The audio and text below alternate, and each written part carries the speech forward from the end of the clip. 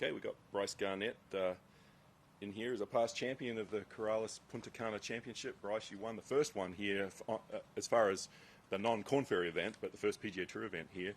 Just as a past champion, what's it like when you return to a tournament? Like the year that you came back, coming through the airport, seeing your face, what's that been like, that experience for you?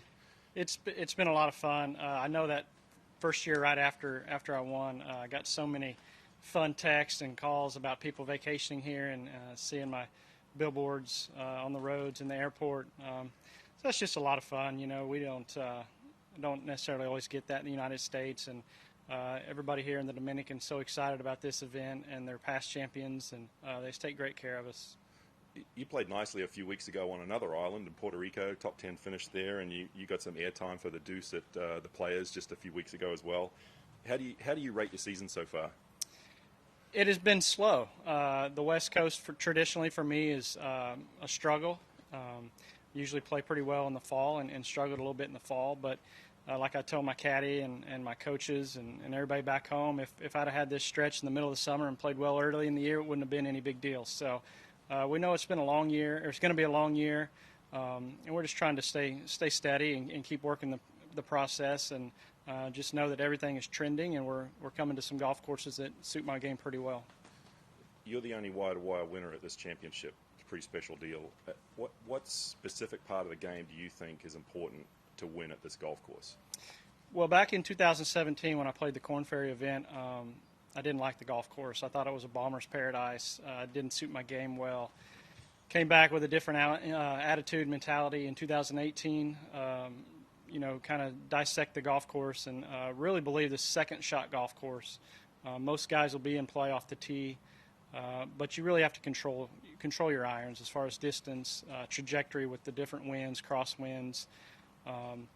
So I think it's a second shot golf course. I think you hit a lot of greens. I usually putt pretty well on past Palom, and you know, I think it suits my game pretty well. When you won here in 2018, when you won here, what was looking back at it now, what was the best memory you had? What was the most outstanding thing that you recall when you think of that victory? You know, there was a little kid that I had met on Saturday at the mall, Alejandro, and he noticed me from the golf course. So we talked to him and his mom, and then when I was walking to the 17th tee box on Sunday, I saw him, gave him a little tap on the hat, and it just felt cool to be in that position, and just to kind of maybe hopefully inspire some young Dominican kids to keep playing the game, and just kind of looking back on that, it's just a great memory for me. That's pretty cool. When you won, you got the traditional hat and the chacabana, the shirt. Where is that at home? Have you worn it since? Give us a little story. I have not. I'm not sure exactly where the hat is. I think I might have borrowed that from Frank Ranieri, but I do know where the shirt is. I have it in my closet.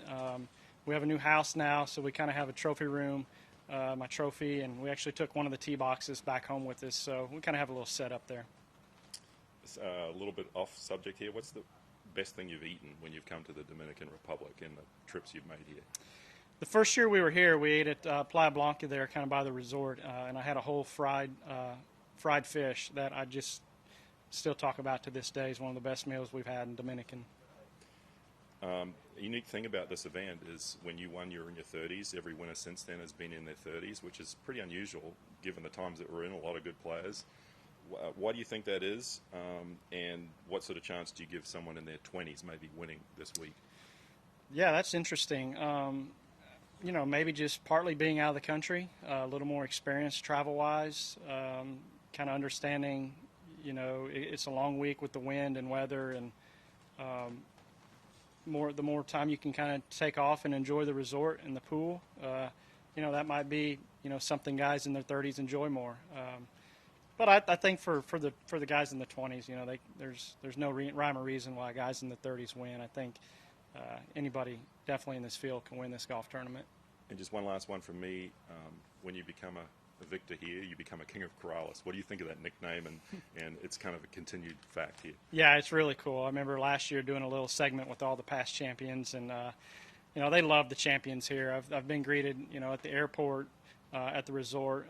You know, everywhere I go. So it's just nice to come back, see familiar faces, and support the tournament as well. Brice, this year, 17th hole, they've got to the 2 different tee boxes this year. I think you played the back 9 today during the Pro-Am.